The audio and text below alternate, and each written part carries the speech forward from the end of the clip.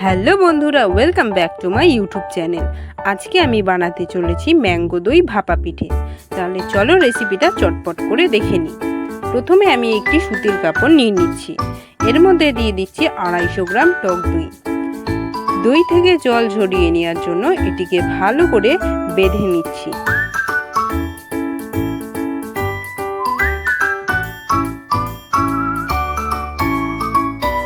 এই পর্যায়ে এর উপরে একটি ভারী জাতীয় বস্তু দিয়ে ঢাকা দিচ্ছি আধ ঘন্টার জন্য।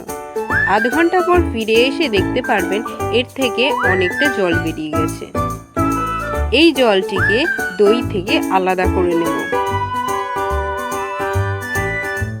খেয়াল রাখতে হবে যাতে এর মধ্যে একটুও জল না থাকে। এটিকে অনেকটা ছানার মতো দেখতে লাগবে, ঠিক এই রকম। নিয়ে নিচ্ছি দুটি পাকা আম।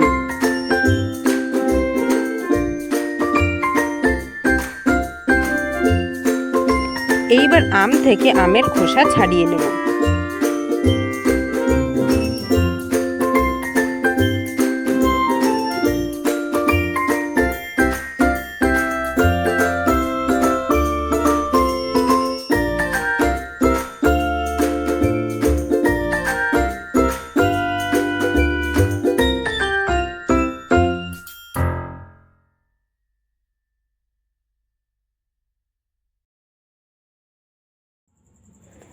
আমের খোসা ভালো করে ছাড়িয়ে নিলাম।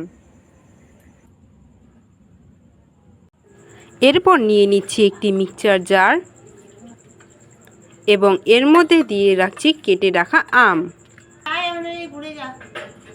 এবং দেব 3 থেকে 4 চামচ চিনি। এটিকে ভালো করে ব্লেন্ড করে নিচ্ছি। এরপর একটি আলাদা পাত্রে নিয়ে নিচ্ছি জল ঝরানো দই এবং ভালো করে এটিকে স্ম্যাশ করে নিচ্ছি।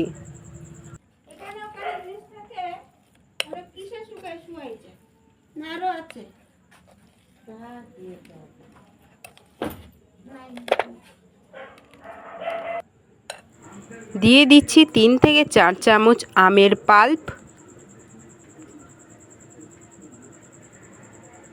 এবং চিনি গোলানো দুধ। আপনারা চাইলে চিনিটাকে আলাদাও দিতে পারেন, কিন্তু আমি এখানে দুধের সাথে চিনি মিশিয়ে দিয়েছি। মাথায় রাখবেন চিনির পরিমাণটা একটু বেশি রাখবো, যেহেতু এটি টক দই।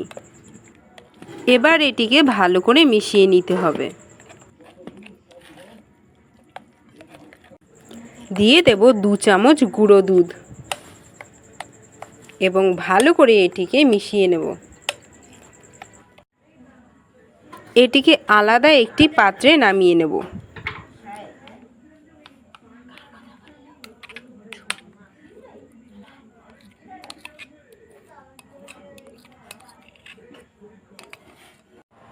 এবার আমি গ্যাসে কড়াই বসিয়ে দিচ্ছি এবং জল দিয়ে দিচ্ছি।